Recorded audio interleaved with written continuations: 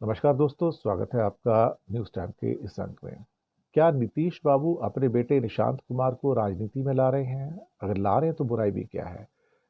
आ, कई लोग ऐसे हैं जो उनके ऊपर एक लांछन लगाने की कोशिश कर रहे हैं कि परिवारवाद वो भी लाना चाह रहे हैं। भाई अल्टीमेटली डॉक्टर का बेटा डॉक्टर, वकील का बेटा वकील, तो राजनीतिज्ञ का बेटा राजनीति क्यों नहीं?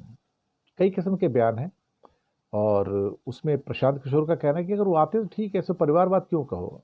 इंसान की अपनी चॉइस है, जीवन जहां वो संवारना चाहे, जिस डोमेन में जाना चाहे जा सकता है।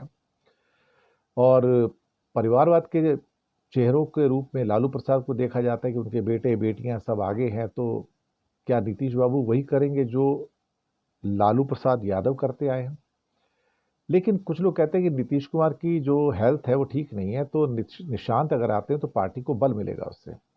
इन बयानों की चर्चा जमीन पर हो तो रही है और कई बार ऐसा होता है कि परिवारवाद का ठप्पा लगा के फिर नीतीश की छवि को बिगाड़ने की कोशिश भी की जा रही है।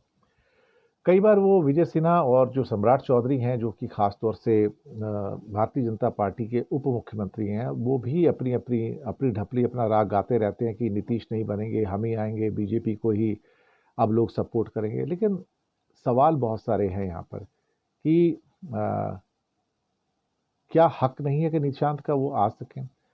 अगर बाकियों के बेटे बेटियां अगर राजनीति में हैं, तो फिर अगर नीतीश के बेटे बेटी अगर आते हैं तो उसमें क्या प्रॉब्लम है? मैं समझता हूँ कि आना भी चाहिए।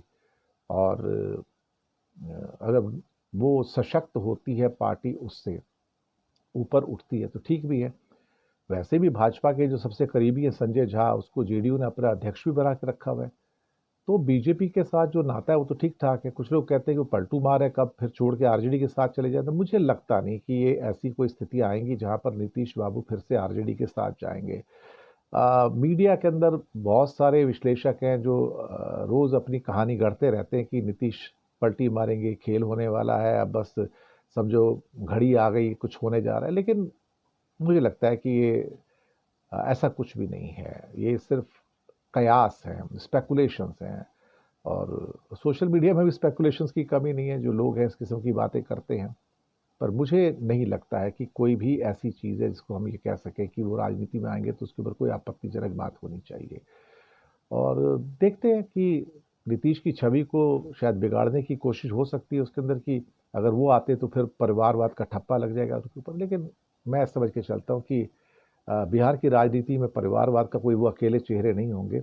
रामविलास पासवान है, लालू यादव है, जीतन मांझी है, लाइन है, लंबी लाइन है परिवारवाद की।